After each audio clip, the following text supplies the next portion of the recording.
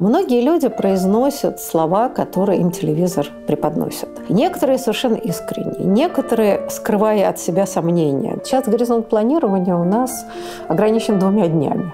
Это хорошо, это большие планы. Днем, да? Люди боятся, и обвинять их в этом невозможно. Вот как я поступлю в ситуации, когда мне надо будет выбирать между собственным бесчестием и жизнью своих детей? Можно закрыть границы, но думать запретить невозможно. Может быть, проблема в том, что у нас пока нет языка. Но я не верю, что люди хотят, чтобы их дети погибали в Украине. А у нас-то хватит стойкости выжить, да, но при этом сохранить достоинство. Если вина размазывается на всех, то нет виноватых. Надо продолжать делать свое дело. Оно всегда беспроигрышно.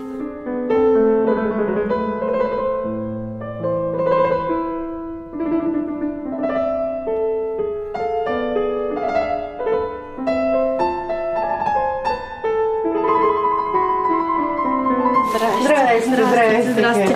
Как вы хорошо выглядите, шикарно. А мы назло врагам. Правильно, правильно.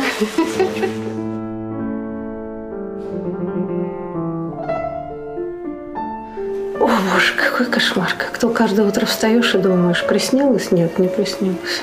Почему вы не уехали? Не знаю. У меня слишком много обязательств здесь. И вы думаете, что они будут исполнимы? Жизнь покажет.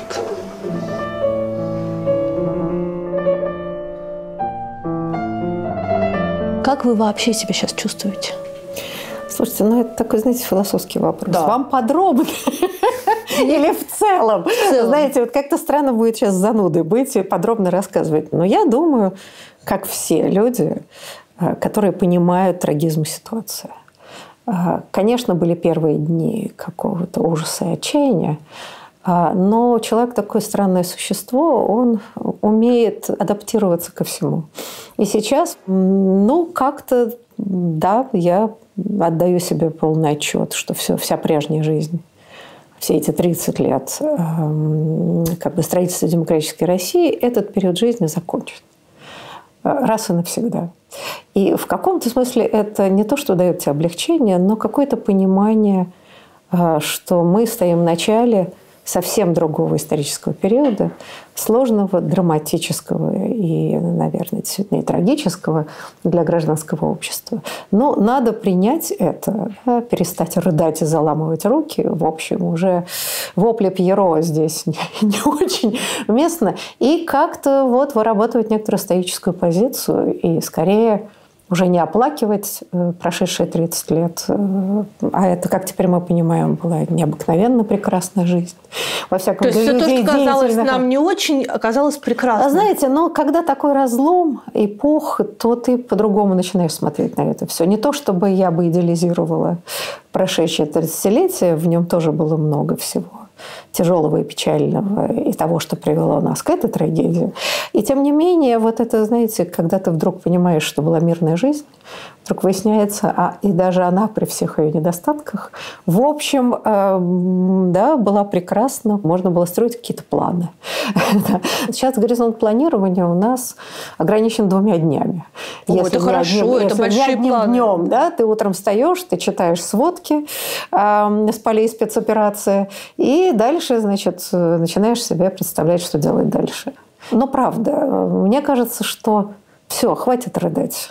И мне кажется, Facebook в этом показательно, да, люди, правда, стали меньше уже кричать «ужас, ужас», «я чувствую вину», «это какой-то кошмар». Так Facebook же больше нет.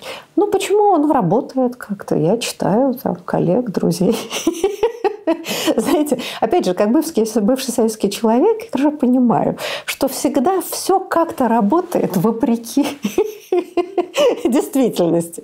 И как выясняется, что это система адаптации, выживания и сопротивления, разработанная долгими годами несвободы, странным образом, да, начинает подсказывать какие-то ходы, как существовать дальше. И я человек не склонный, знаете, к полному пессимизму и отчаянию, но оно потому что непродуктивно. Хорошо, но буду я рыдать в подушку. И что будет дальше? Только нервы себя попорчу. А был у вас момент отчаяния? Был был, конечно, но был. Вот, это да? прям 24-го? Ну да. Или в день рождения, который у вас после этого случился? Ну нет, день рождения, все. Да? К этому моменту я даже написала пост о том, что надо продолжать работать. Надо, издательство должно выпускать книги. Пусть сейчас это кажется какой-то роскошью, причудой, и зачем все это нужно. Но, опять же, как историк культуры, я хорошо знаю. В советские времена, я училась на филфаке, когда мы проходили историю литературы, я не могла не обратить внимания, что какое огромное количество книг, переводов с древнегреческого, латыни, там, средневековых трактатов, даже возрожденческих, да, было помечено на титуле книг, значит, издательство «Академия», которое очень недолго просуществовало в 20-е годы, и потом благополучно, значит, погибло в 30-е. Эти книжки все остались. И более того, до постсоветского периода ничего это не переиздавалось практически. И, может быть, эти мои, так сказать, юношеские впечатления и поражение, что, боже мой, да, сколько они успели издать совершенно замечательных книг. Но кому это, казалось бы, надо? Выясняется, что надо. Что это было надо, и несколько поколений филологов просто выросло на этих книгах. Иначе бы их просто не было. Кто знает, может быть, это потрясение привело меня к тому, что я стала издателем. И то, что мы издавали до того, и то, что мы будем издавать сейчас, может быть, сейчас будет казаться, что вообще, ну что за актуальность этой книги. А я абсолютно уверена, что пройдет какой-то период времени, и это все знание все равно будет востребовано. Понимаете, сейчас уже надо думать не о прошлом, а о будущем. О том, что этот фундамент символический, интеллектуальный, на котором дальше надо будет стоять, думать и разрабатывать какие-то другие, я не знаю, концепции будущего. Это все равно все потребуется, потому что на пустом месте ничего не родится.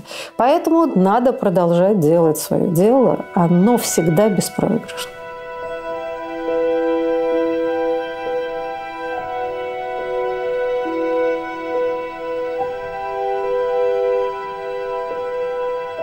Для меня, например, самая большая драма – это вопрос: а я-то выстою? А я не могу давать гарантии, да? Я не знаю. Я не знаю, да? Вот как я поступлю в ситуации, когда мне надо будет выбирать между собственным бесчестием и, скажем, я не знаю, жизнью своих детей. Условно говоря, если такой возникнет момент. А он может возникнуть, да? И это правда, наверное, о том, о чем нужно говорить нам сейчас. Вот мы устоим всей жизни трудной или не устоим? И, грубо говоря, вообще можем ли мы судить людей? Можем ли мы обеспечить какую-то защиту, комфорт, поддержку, да, чтобы люди не сломались? А это вопрос уже некоторой солидарности остатков гражданского общества, который все равно остается в стране. Все-таки не забудем, что 2 поколения все-таки выросло хотя бы относительно на свободе. Да? Это другие люди. При всех их заблуждениях, вот, да, при всех даже поддержке агрессии и прочих вещей. И тем не менее, так сказать, в своей ежедневной бытовой жизни они привыкли к другому. Да? И вот это мы тоже не учитываем. И как эти люди себя почувствуют в ситуации такое, да, наступление архаики по всем, и не только идеологической, но и бытовой архаики, что вообще-то не менее мучительная история. А вот это вот тоже вопрос. Поэтому боюсь, что вся, так сказать, этическая ткань нашей жизни, она сжимается, она как-то очень сильно изменяется. И нам придется снова решать те проклятые вопросы, которые решали советские люди для себя. Да. Вот это как бы этика выживания, этика противостояния. Она становится опять очень актуальной. И это, в общем, довольно страшно. Это может быть даже страшнее, чем какое-то внешнее давление, по отношению к которому ты, понятно, занимаешь какую позицию. А вот что произойдет с нами внутри. Но не кажется ли вам, что вот все эти события и то, на пороге чего оказалась Россия, они как-то обнуляют все предыдущие усилия? Это такое сейчас ощущение. Ну, знаете, когда читаешь там, не знаю, Розанова, да, вообще литераторов, которые застали этот слом 1917 года, вот там, да, было отчаяние, но там куда было страшнее, наверное, ситуации, и, может быть, куда более радикальнее. Люди уезжали в эмиграцию, причем без всего, да, бежали в неизведанное будущее. Вот это было ощущение, что действительно довольно странно было думать, что там, год назад люди жили вот какой-то такой жизнью. Но ведь у Лидии Чуковской и Софьи Андреевны там есть же эпизод, когда героиня находит старую фотографию дореволюционную, где она в каком-то вот платье, да, таком, и она на это смотрит там, из 20-х, 30-х годов и не верит, что была такая жизнь. Да? Боже, неужели мы жили, носили такие платья? Это уже просто какая-то легенда. Ну, а давайте мы теперь посмотрим некоторые исторические перспективы. То, что люди писали за границей, непонятно для какого читателя, адресата и так далее, это все равно все вернулось. Это все вернулось в Россию. И это просачивалось в советское время все равно, а потом в конце 80-х это все было распечатано миллионными тиражами. Так что то, как чувствовали себя тогда люди, да, и скорее они это делали, чтобы заглушить отчаяние, в тайной надежде, что они смогут вернуться в Россию, что там большевистский режим рухнет, а он не рухнул, так они умерли, не увидев, так сказать, изменений. И тем не менее то, что они оставили, вот это, да, можно сказать, материальное наследие, да, потому что книги – это материальный продукт, это все сохранилось. Да? И в этом смысле вот эта иллюзия, что все, теперь все закончилось и никогда не вернется, многое вернется потом. А мы, как видим, все развивается по сценариям, которые мы не предсказывали. Но кто, только ленивый, не говорил о том, что спецоперация невозможна. И она оказалась возможной. И мы оказались в абсолютно новом мире, и весь мир оказался в абсолютно непонятной ситуации. Можно, конечно, накрыться простыней и лежать и говорить: все, конец. Ну, а мне кажется, что, во-первых, работа, она тебя спасает от отчаяния. А потом, опять же, некоторые знания самых элементарных законов человеческой психологии, развития помогает понять, что все созидательное все равно побеждает.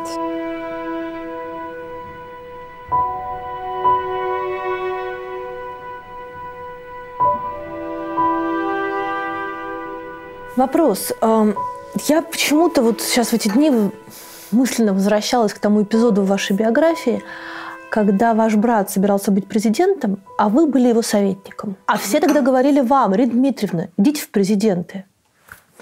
Вы сейчас об этом хотя бы думаете? Я сейчас не спрашиваю, жалеете ли вы, что этого не случилось, но вы хотя бы об этом думаете? Во-первых, я никогда об этом не думала, чтобы быть там президентом или все прочее. Знаете, я хочу сказать честно, красиво говорить – это еще не значит быть готовым к такой высокой миссии. Для этого нужно еще много других компетенций. Слушайте, уже не об этом речь. Знаете, я хочу вам рассказать одну историю.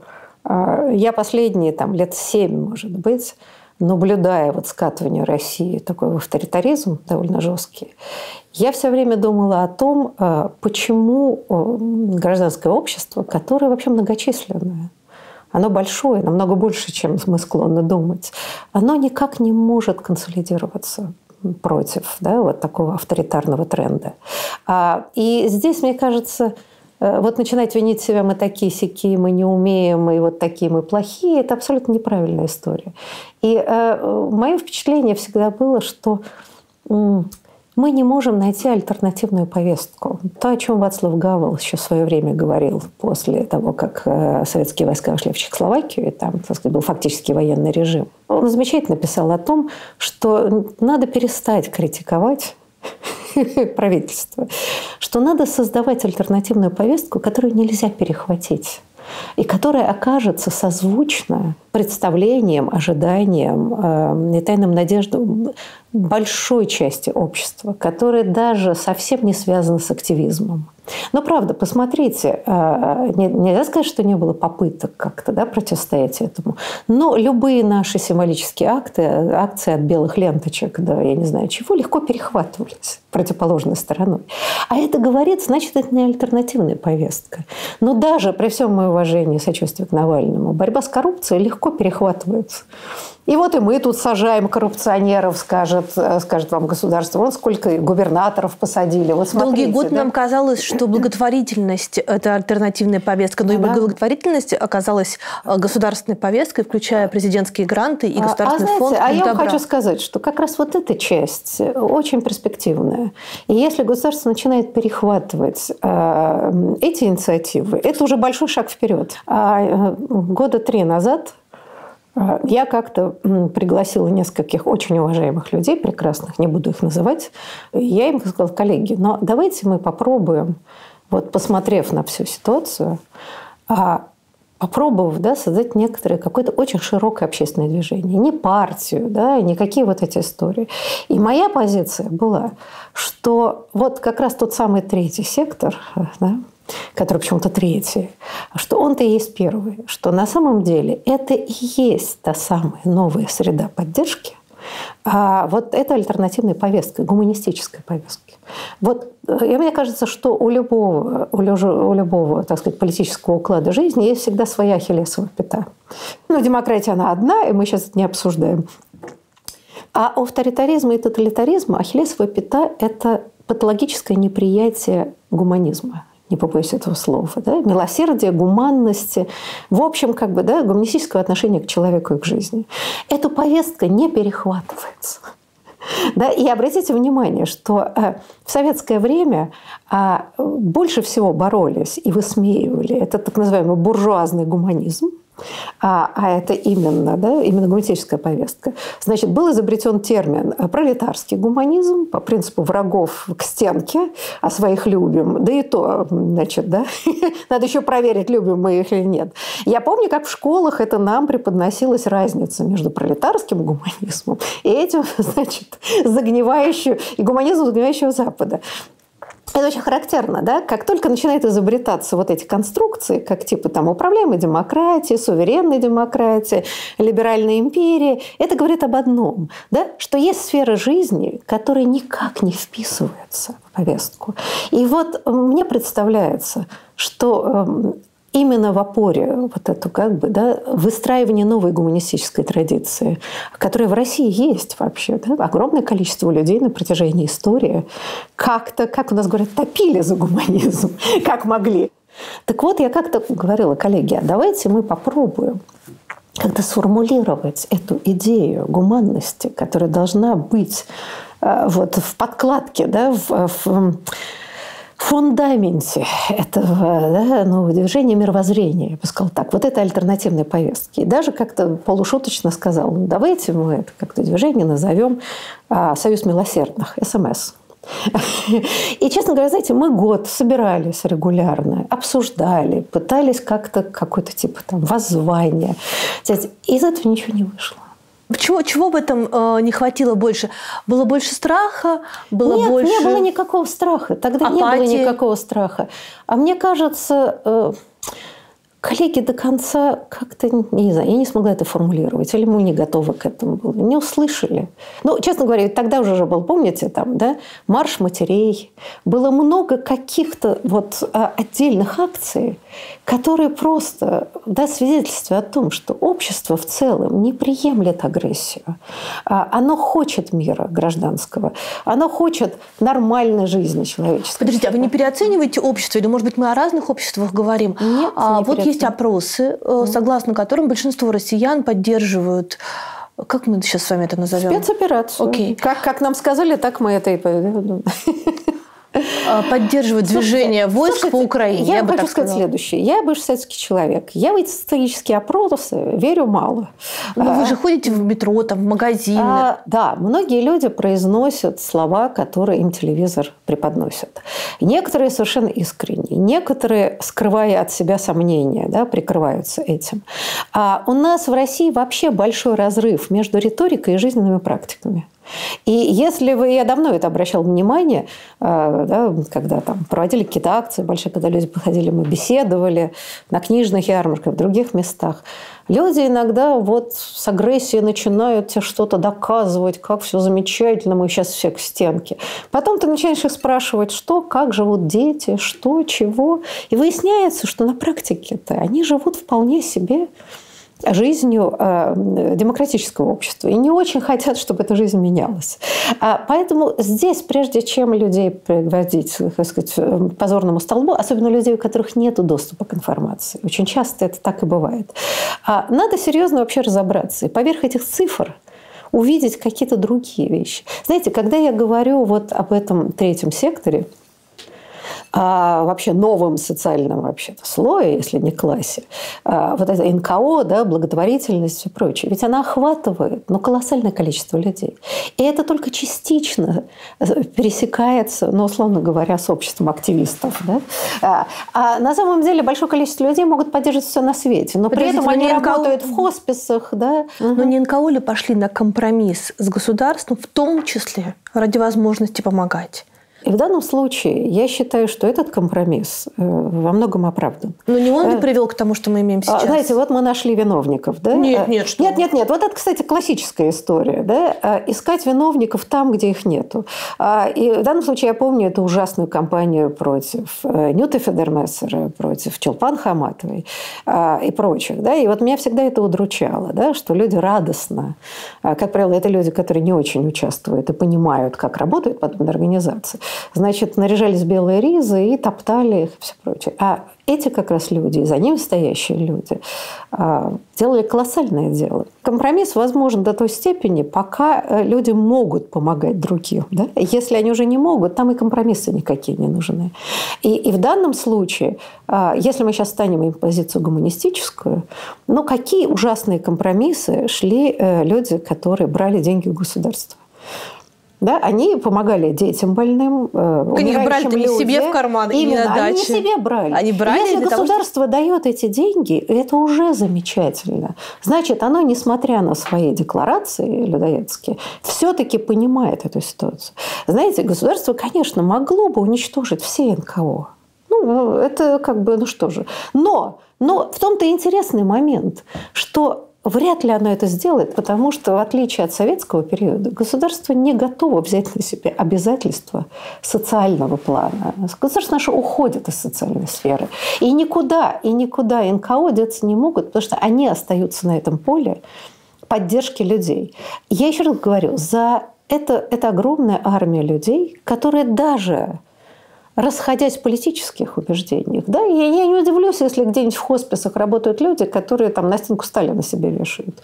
Можно только поплакать над их иллюзиями. Но если они реально помогают умирающим людям, ей-богу, я им прощу эти заблуждения. Они потом, может, и сами как-то поймут, что реальная фигура никак не соответствует вот этой идее справедливости суровой, под которой они понимают. Я, кстати, не встречала в хосписах, я много бываю там, но я не встречала людей, которые вешают на стенку Сталина. Слушайте, я просто говорю о том, что я видела довольно много людей, которые как-то совсем мне не близки по своим декларациям политическим, но в практической жизни вообще занимается много вообще очень важными и замечательными вещами. И этот парадокс, понимаете, и вот здесь и встает вопрос, какова база поддержки и какая она может быть в степени широкости, если мы говорим о том, что наша возможная альтернативная повестка – это вот как раз гуманистическое мировоззрение, да? Что мы стоим на стороне человека, что его жизнь, достоинство, здоровье и все прочее – это главное, а это, мне кажется, важнейшая история, да? Из которой и вырастает некоторая цель и действий, и пониманий. Это представление, мне кажется, могло бы скрепить значительно большее количество людей поверх, я бы сказала, таких искусственно-идеологических барьеров. Потому что вся эта идеология, которую люди исповедуют, она наносная. Она действительно эффект пропаганды. Не будем недооценивать многолетнюю пропаганду. Правда. Правда, она проникает во многие поры.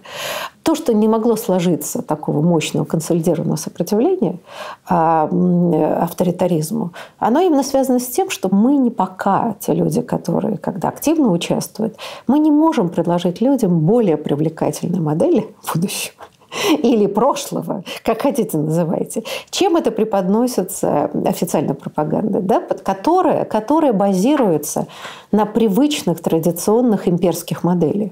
А империя как идеал вообще очень привлекательна. Может быть, не для нас с вами, но огромного количества людей. На этом вообще держится модерное государство. Да? Лет последние 400. И в этом смысле как раз тектонические задачи, стоящие перед нами, знаете, чтобы какую-то выработать другую антропологическую модель. Называйте даже как хотите. Что мы можем противопоставлять идее величия империи? Слушайте, вы сейчас говорите, вот это важно, вы говорите в стране, воздушное пространство, которое закрыто, из которой почти невозможно ни выехать, ни въехать, в которой закрываются все те магазины, к которым за эти годы люди привыкли, которые находятся в вооруженном конфликте с другой страной и от которой более-менее отвернулся весь мир. То есть вам не кажется, что вы на руинах города рассуждаете о том, каким он мог бы быть классным? Слушайте, я не говорю, не мог бы быть, каким он может быть. Потому что можно уже закрыть границы, но думать запретить невозможно. И если мы хотим думать о том, что все равно мы должны как-то в нашей несчастной, совершенно дезориентированной и, боюсь, что разоренной в недалеком будущем стране, нам все равно придется об этом думать. Потому что нынешняя модель, она бесперспективна, это мы прекрасно понимаем. Она разрушительна для страны. И в данном случае, увы, мы возвращаемся в трагическую историю XX века. Об этом думало большое количество людей в самых страшных условиях в разгар Второй мировой войны, когда казалось вообще это все какая-то ерундятина, и о чем мы потом думать. Но на этих основаниях и глубокой проработке трагической ситуации был и построен послевоенный западный мир. И потом опять, мы же не знаем. Нам кажется, что это будет десятилетие. Кто знает, что произойдет здесь? Представьте себе, а вдруг мы проснулись, а вот те раз, и никого из тех людей, которые нам не нравятся, нету. Что вы будете говорить людям? Вы с чем выйдете к ним, Ведь на самом деле это альтернативная повестка, это действительно мощная мировоззренческая база. Это стимул для многих людей. Как дальше строить свою жизнь? Какой мы видим страну? И их еще убедить надо. Понимаете, лозунгами, на небольшое меньшинство людей это можно воздействовать. Но мы видим, оно не действует, то, что сейчас кричится. И легче сказать, что народ у нас не такой. У нас народ никогда не удовлетворяет ничьим требованиям. Государство возмущается, что народ у нас не тот. Оппозиция возмущается, что у нас народ не тот. Значит, несчастный этот народ не угождает никому. Может быть, наш фокус видения очень узкий. Мы не видим точек роста, которые выходят за рамки наших традиционных представлений. И поэтому нам не удается захватить в поле внимания значительно большее количество людей. Я никак не настаиваю на своей позиции. Но просто мне казалось, но ведь если мы вспомним, как развивались события конца 80-х годов, на кого, собственно, могли опереться тогда реформаторы, и тот же даже Горбачев.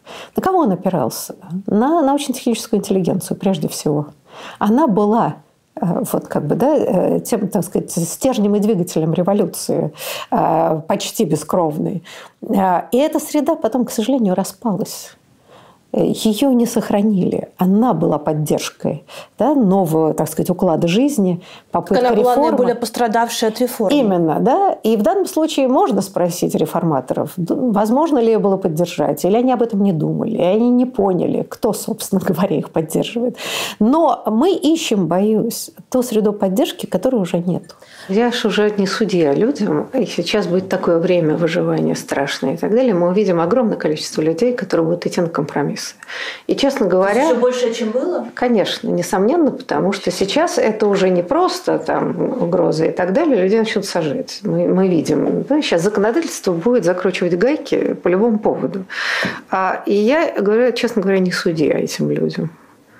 Опять же, начинаешь вспоминать некоторые историю нашей страны в 20 веке, как, в общем, жизнь ломала людей. И мы опять, наверное, вернемся к некоторой этике советского, что кто такой порядочный человек, который не пишет доносы по собственной воле. Была такая печальная шутка. И здесь, понимаете, террор, он тем и страшен, что... То есть мы не знаем степени глубины его, но пока по тренду можно понять, что это будет очень жесткое время. Устоим ли мы сами? Это большой вопрос. Да? Скорее мы должны к себе обратить наши мысли. А у нас-то хватит стойкости выжить, да, но при этом сохранить достоинство. Большое количество людей будут, наверное, вынуждены идти на эти компромиссы. И вот здесь это будет большая проблема, где тут будет порог, который, да, отделяет компромисс до полного морального поражения. И эта граница сдвигается. Как старый советский человек, вот как ни странно, советская закалка, она в каком смысле помогает видеть всю глубину драмы. И не знаю. Это правда тяжелое испытание для российского общества. Как оно выйдет из этого положения? Я восхищаюсь людьми, которые продолжают заниматься активизмом, уже понимая, да, всю степень жесткости реакции, но ведь главное это впереди. Да? Вот как люди, остающиеся работать в всяких организациях, в театрах, не знаю, да, в государственных учреждениях, вот как они будут? Они будут защищать своих коллег, которых хотят уволить? Или нет, или наоборот радостно присоединяться из-за страха. Страх ведь, в общем, страшный катализатор, ну, как сказать, да, вот компромиссов. И правда, имеем ли мы моральное право сейчас тыкать в людей, которые теряют все, которые находятся под огромным, так сказать, напряжением и риском, что они не могут, не хотят, не выдерживают, боятся за родных или еще что-то, да? Потому что это ведь ситуация, где ты оказываешься виноват со всех сторон. Да? Ты проявил компромисс, не проявил, так сказать, проявил непреклонность, а подставил весь коллектив, да, и тебя же будут говорить, что из-за тебя у нас там, я не знаю, да, больше не будет повышения зарплат или еще что-то, нас сейчас всех уволят. А таким образом это и работает, да, коллективная повязанность. Человек, боясь за жизнь своих родных, пошел на компромиссы чудовищные, или просто не хватило силы воли, да, страх заставил. И в этой ситуации, правда, это то, что составляло главный нерв драмы советского интеллектуала. И не только интеллектуала, а вообще людей. Дружить с опальным, скажем, другом, да, или ты подвергаешься опасности, лучше от него подальше. Сказать что-нибудь в защиту, или уже теперь лучше промолчать. И если раньше мы могли с высоты хотя бы относительной свободы карать людей морально и говорить, вот они были такие, вот сейчас мы в ситуацию попадаем, когда правда это становится очень сложным моментом. И более того, мы не Господь Бог, и мы сами никогда не знаем, как в итоге мы можем поступить в ухудшающей ситуации. Не кажется ли вам, что вот то сегодняшнее состояние России и, в общем, серьезный раскол в обществе, который невозможно не замечать, впоследствии может привести к конфликту не только внешнему, но и внутрироссийскому? Слушайте, вы говорите о гражданской войне, да, какие-нибудь такие ужасы. Слушайте, не знаю. Вот не хотелось бы. Очень бы хотелось надеяться, что нет. И мне кажется, что память о гражданской войне странным образом остается в обществе. И, может быть, это было самой большой травмой в российском обществе, даже страшнее травмы Второй мировой войны, потому что там было понятно, да, там воевали против нацистской Германии. И в данном случае это была консолидация общества перед понятным врагом. А вот гражданские войны, да, самые страшные, потому что они проходят по самому обществу. И это не зарастает долгие годы. И обратите внимание, что вот эта риторика агрессивная, которая льется уже сколько лет из телевизоров, это риторика гражданской войны. Что страшно, что действительно опасно. И, в общем, можно заиграться в это. А вот если уж это начнется, вот это будет настоящая катастрофа. Все равно я считаю, что, да, общество должно найти и найдет способы преодоления этого. 30 лет жизни не могут, да, пойти коту под хвост. Совсем. Это вы себя утешаете? Нет, я не утешаю. Я оптимист по натуре. Можно, конечно, кричать, что стакан наполовину пуст. Это я. Да, но мне кажется, что пессимизм, он Он нас размагничивает, да? Но знание истории показывает, что в самых ужасающих трагических ситуациях, да, люди находили какие-то выходы, если они пытались его найти. И все-таки опыт проживания, хотя бы в относительном, но свободном обществе, это не исчезает. Даже если мы берем советский период, да, эти страшные чистки в 30-х годах, это фактически уничтожение нескольких классов общества, включая крестьянство. Уж как лютовали, а память осталась. Да? Это ретранслировалось каким-то удивительным образом. Я всегда думала о том, что как бы я хотела опубликовать книгу о таком великом культурном противостоянии советского периода. Да? Но ведь было 50 переформенных лет. Вообще 50 лет, даже не 30. Да? Где выросло минимум 2-3 поколения людей, которые жили уже все-таки в совсем другой системе координат. Да, после революции, да, огромное количество уехало. Гражданская война убила очень много людей. И тем не менее, большое количество людей, там, инженеров, землемеров, учителей. Вот той самой интеллигенции, остатки разбитого, так сказать, дворянства и крестьянства, которое было, так сказать, успешным. Эти люди все-таки остались. И если вы, например, посмотрите биографии наших замечательных деятелей культуры 60-х годов, там обязательно присутствует хотя бы один учитель, который им каким-то образом дал представление о норме, о другой норме. Причем, конечно, вы понимаете, никаких агитаций не было. Но то, как люди себя даже несли, их, да, как я себя называла досоветским человеком. Да, именно. Да? То есть люди в таких системах очень чувствительные к другой эстетике, да? К другой даже интонации.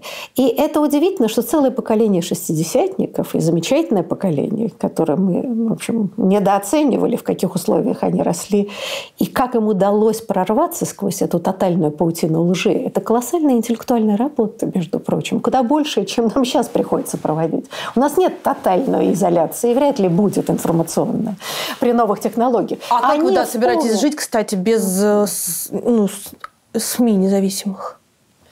Знаете, независимые СМИ – это легкая летучая кавалерия. Она что-нибудь придумает.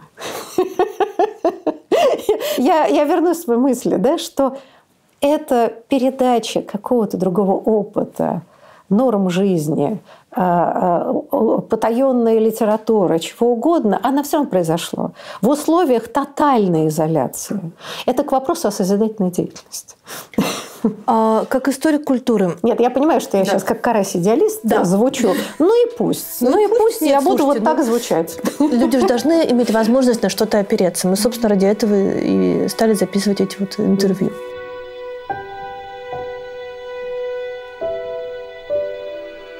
Есть же потрясающее описание, особенно послевоенное, я имею в виду после Второй мировой войны. Вот Лидия Яковлевна Гинзбург об этом писала, когда начались вот эти страшные гонения, кампании, как люди от отчаяния начинали сжирать друг друга. Да? Вот эти свары чудовищные между своими коллегами, друзьями. Потому что от отчаяния они пытались найти виноватых не там, да? То есть невозможно адресовать. И вот это, мне кажется, самое страшное. Страшно, если круг людей, достаточно широкий круг людей, который исповедует, в общем, одни ценности, сейчас начнет топить друг друга. А мы видели вообще-то эти, как мы называли, извините, срач в Фейсбуке, он же постоянно возникал. И он меня очень удручал больше, чем внешнее окружение, потому что это распад дружеских связей, которые в таких ситуациях, в таких сложных ситуациях как раз и держат людей на плаву. Как историк культуры вы, несомненно, знаете про очень сложный опыт Германии послевоенной и про очень сложную обратную интеграцию немецкого общества в мировое. Что предстоит в этом смысле России?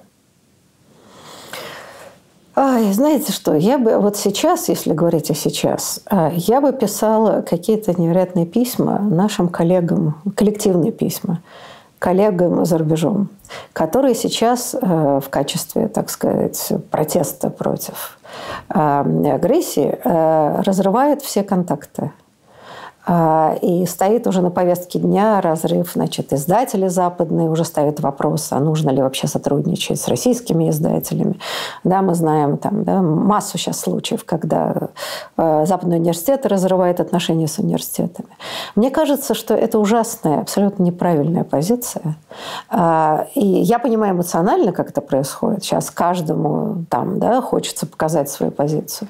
Но это ведь подрывает вовсе жизнь вовсе не режиму, а нам. Да? И я бы сказала, что первые действия надо пытаться объяснять коллегам. Если вы нас оставляете в полной изоляции, то вы своему врагу, против которого вы так пытаетесь составлять, значит, вы делаете колоссальный подарок. Что мы остаемся последними бастионами гражданского общества, да, до которого хотим донести какие-то важные идеи, мысли новые, что нельзя этого делать. И иначе нам придется просто существовать действительно в вакууме.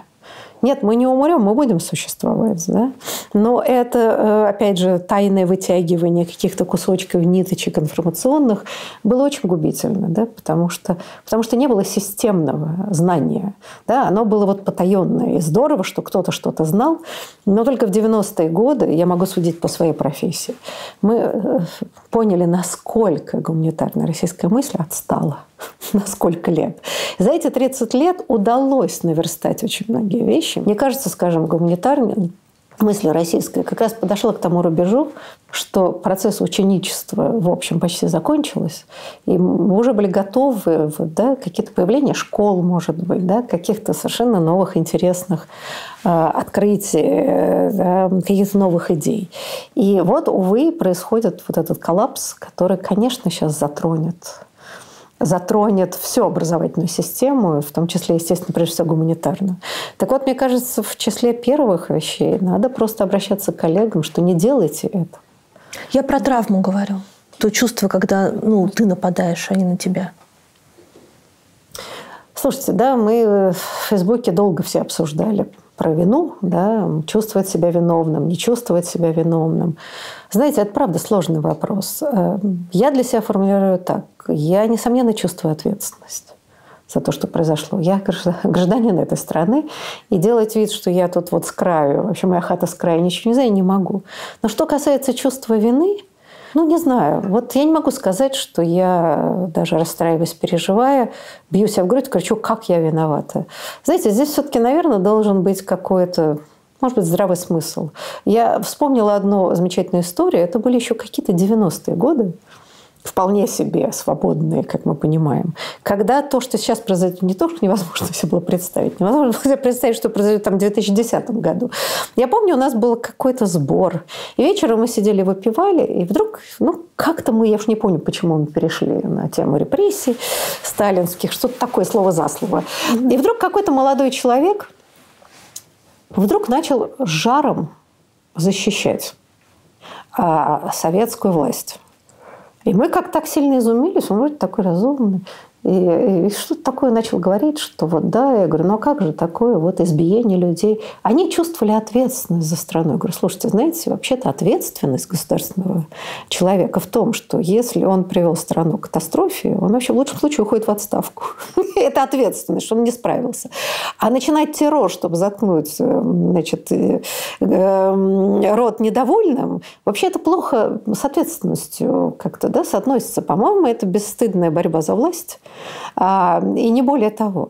И, в общем, долго, слово за слово, все уже были в подпитии. И вдруг он заявляет, это довольно интересный момент. Он говорит, в конце концов, все виноваты в том, что советская власть так долго продержалась. В каком смысле? Он говорит, вы же были пионеркой и комсомолкой. А значит, вы поддерживали эту власть, говорит он мне. На что я, надо скрипев, сказать, значит, хорошо, да, я была пионеркой-комсомолкой, я была советским человеком, это была обязаловка. Да, наверное, это было несознательно. Но что вы хотите сказать? Что я так же ответственна, как, скажем, Берия? у которого были рычаги власти, он в ГУЛАГ сгонял людей. И то, что я была рядовой пионеркой и комсомолкой, нет, голубчик, я с вами не соглашусь. Не надо размазывать вину людей, ответственных за террор, на рядовых людей, которые к этому не причастны. Я не писала, простите, доносов на своих друзей. Я никогда на всяких собраниях не громила, наоборот, пыталась защищать и так далее. Что тогда было? Я не была, конечно, там, диссидентом и все прочее, но, простите, никакой подлости не делала. И никакой вины я здесь не ощущаю. Вот, извините, не соглашусь. В данном случае я вот придерживаюсь этой позиции. Мы знаем, что если вина размазывается на всех, то нет виноватых. Это вот повязать всех кровью называется. Может быть, я недостаточно в своей области профессионально сделала для того, чтобы этого не произошло. Но чтобы я сейчас каялась и говорила, что это моя вина, знаете, вина, мне кажется, должна быть пропорциональна возможностям. Я имею в виду, чем больше у вас рычагов власти, тем более вы ответственны и виноваты в том, что происходит. Потому что... Да, мы вот это не сделали, мы вот это не сделали, мы здесь тихо говорили, мы сюда не вышли. Слушайте, да, возможно. С другой стороны, сейчас, когда предъявляют людям претензии, почему они не вышли, а мы знаем, почему они не выходят. И, кстати говоря, многие западные коллеги говорят, ну что же, где же многотысячные демонстрации? Вон, дескать, в Берлине 500 000 человек вышло. Я скажу так, приезжайте, выходите. Нет, знаете, я все понимаю. Но, ребята, люди боятся. Люди боятся. И обвинять их в этом невозможно. Я восхищаюсь теми, кто выходит, да, их винтят, их ставят на учет, потом к ним ходят милиционеры, и может грозить просто тюрьма. И если выходит несколько сотен человек и несколько тысяч человек, честь им и хвала. Да, мы ответственны, мы можем скорбеть о том, что мы что-то не доделали. Давайте тогда собирать, вот что мы могли сделать и не сделали, учтем это на будущее, да, и попытаемся думать, что сейчас можно делать. Да? Если сейчас невозможно акции, да, давайте действительно, о чем я говорила, думать о какой-то другой системе координат. Как это могут воспринять люди? Почему они должны, например, отречься от идеи империи и считать, что республика – это круче? Это не просто говорит, что это лучше. И никто эти графики экономические, никому не интересны. Я говорю о социальных метафорах. Я говорю, почему люди подпадают под пропаганду. Почему? На какие рычаги, да, на какие точки давит пропаганда, что она позволяет людям хотя бы временно верить этому. Так вот, в этой ситуации, и мне кажется, надо думать, каков есть исторический опыт и травмы у наших людей, какие разные социальные группы существуют, да, к которым можно апеллировать и объяснить им на понятном языке, исходя из их жизненного опыта. Может быть, проблема в том, что у нас пока нет языка. Но я не верю, что люди хотят, чтобы их дети погибали в Украине или вообще шли на какую-то войну. Вот что бы они ни говорили, как только доходит дело до собственных сыновей, люди как-то быстро прозревают в этой ситуации. Не верю. Я не верю, что общество мобилизовано и готово радостно бежать с дрекольем, там, кого-то догонять и убивать. Но вопрос в том, что наша беда, я не знаю, вина ли или нет, что у нас пока нет этого языка разговора с более широкой частью общества. Значит, его надо искать. Да? Это, опять же, мощный интеллектуальный процесс. Понимаете, но я все время привожу примеры, я не знаю, развития вот, так сказать, демократических идей в Западной Европе. Вообще, так сказать, да, разговор о власти и человеке, взаимоотношении власти и общества. Но мы помним, что с 17 века философы, да, рассуждали на эту тему. Это, так сказать, горстка людей, которые там государство Левиафане, да, в отношении общества. Кто? Крестьяне, которые пахали землю, для которых в Средневековье до 18-19 века не проходило. Они что, про государство Левиафан что-нибудь знали? Казалось бы, да, но какое имеет отношение эти философские, схоластические разговоры к реальности? А выяснялось, что это была выработка мощнейших идей, которые потом захватили общество.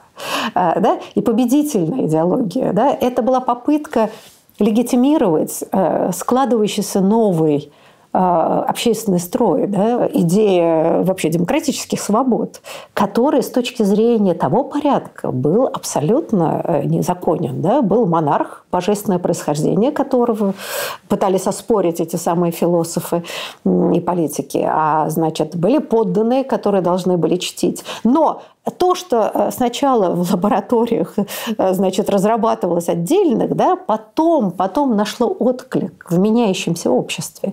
Но это потом было переложено на язык политических идей. Да? Это не были вот эти сложные философские рассуждения, да еще которые по латыни часто писали. Я говорю о том, что интеллектуальная мысль, если она находит, да, эту формулу, да, она потом начинает транслироваться на разные этажи общества. Мы не нашли этого. Во всяком случае, то, что было найдено за 30 лет послевоенных советского периода, да, оно сейчас демонтировано. Но сами идеи гуманизации общества, которые работали шестидесятники и следующее поколение, эти идеи никуда не ушли. И, между прочим, я хочу заметить, я уже последние годы с большим интересом лажу по интернету, и мне очень интересно читать комменты людей вот к разным роликам. Особенно, например, к советским фильмам, которые там собирают миллионы, начиная от Гайдая, и вот, значит, ну вот все хорошие действительно советские фильмы. И что там пишут? Вот страшно интересно. Лейтмотив этих людей о том, что какие были добрые фильмы. Вот не это, значит, кровопускание, которое нам сейчас тут показывают, кишки наружу, злобные и так далее.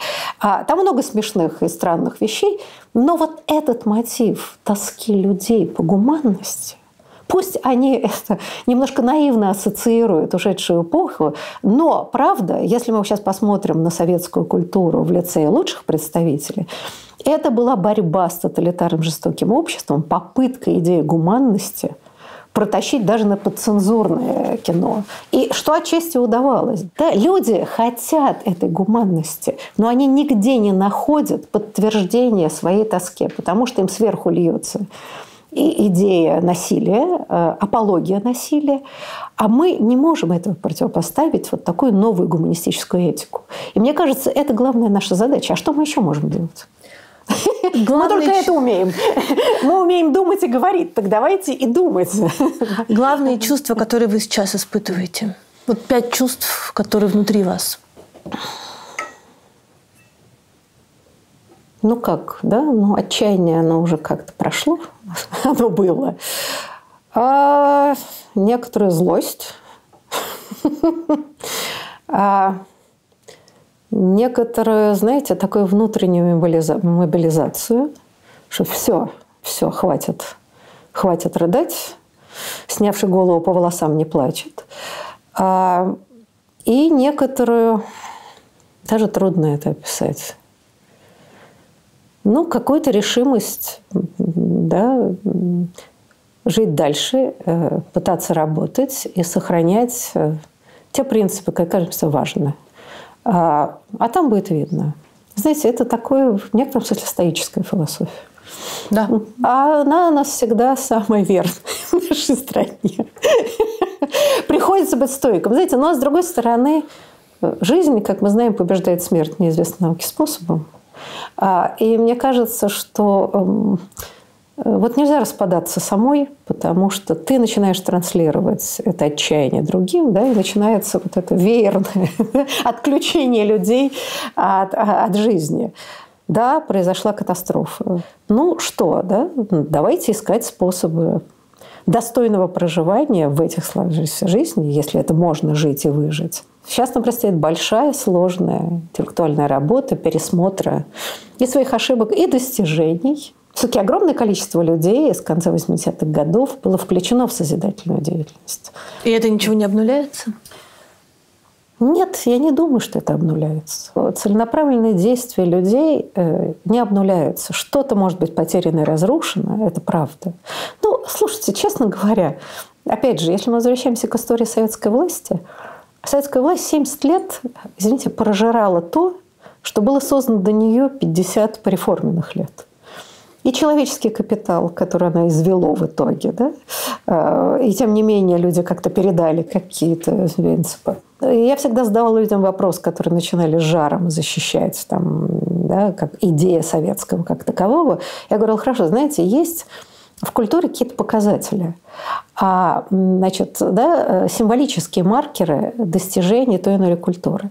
Вот назовите мне хоть один музей, созданный в советское время, который по уровню может быть сопоставлен, да, с дореволюционными музеями. Потому что музей – это закрепление, мы понимаем, да, всей культуры вот в каких-то отлитых жестких формах. И все достижения, мы сейчас не берем музей Ленина, да, вот это вот все дребедень. Вот назовите мне хоть один музей, сопоставим хотя бы из них с Пушкинским музеем. Мы уж не говорим об Эрмитаже. Назовите мне хоть один советский музей, который мог быть по богатству, да, осмысленности и убедительности, быть показателем достижения советской жизни, прежде всего в культурном виде. И тут наступает такое молчание гробовое. Да? То, на чем выросло несколько поколений советских людей, это было все то, что создано было до того. И все. И на этом наследии мы так и просидели. И этого во многом, как ни странно, даже хватило для образования большого количества людей. В этом смысле созидательная деятельность, еще раз говорю, не пропадает. Она остается в культуре. Поэтому давайте делать, что мы можем. В этом утешение, да? В этом ее утешение и, я бы сказала, призыв, в общем, какой-то деятельности. Это не то чтобы эскапизм. Да? Большой процент эскапизма будет, несомненно. Да? Тоже хорошо. Было издано много книг, скачано много хороших фильмов. Время будет перечитать очень много то, что мы читали по диагонали, и прочувствовать. Но я не верю, что какая-то жизнедеятельность здесь прекратится совершенно.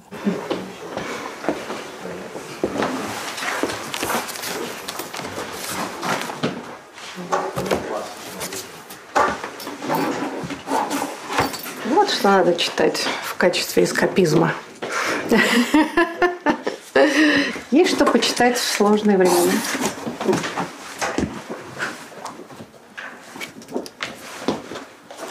О, самая актуальная книга, двухтомник Льва Гудкова. Удивительно, что вся эта, казалось, замшелая классика, которую мы читали в Советском Союзе, то есть уже даже почти не читали, как она вся актуализируется. Да? Это говорит о том, что хорошая литература, долгий период обращения, да, вроде бы как выпала из чтения, а потом опять. Выберите, пожалуйста, милосердие или справедливость. А я не разделяю эти понятия. Потому что милосердие не отрицает справедливость. Оно, мне кажется, есть основа справедливости. Справедливость, которая без милосердия – это заведомая несправедливость. А свобода или стабильность? Опять же, не может быть свобода без стабильности. Это ложные противопоставления, которые нам навязали. Да, потому что стабильность без свободы – это стагнация, что мы и наблюдали последние десятилетия, по крайней мере, периода до спецоперации. И тогда правда или безопасность? Опять же, никакой безопасности без правды не бывает. Да? То есть, вот, может быть, нам прежде всего и надо разобраться с этими ложными позициями и системой координат, которые, как ни странно, и на нас тоже влияют. Да? Нету здесь противопоставления. Противопоставление только одно – апология насилия и апология милосердия. Да? Вот это две системы, несовместимые друг с другом. Наконец-таки я встретила человека, который отвечал на эти вопросы так, как я всегда про это думала. Я всегда ждала собеседника, который скажет, что ни в одном из этих вопросов нет противопоставления. Это, по-моему, это очевидно. Ну, так никто еще не говорил. Где и как мы с вами увидимся через год? Сам Господь Бог, наверное, не знает. Я сразу вспоминаю стихотворение Пригова, помните, про Куликовскую битву, да? За кого вступиться, за татар или за русских? А потом Бог сказать, ну, еще мы посмотрим, да, мы не знаем. Не знаю. Катя, мне бы очень хотелось, чтобы мы могли встретиться снова в редакции и выпить не только чаю, а выпить что-нибудь горячительного за успех нашего совсем не безнадежного дела. Спасибо.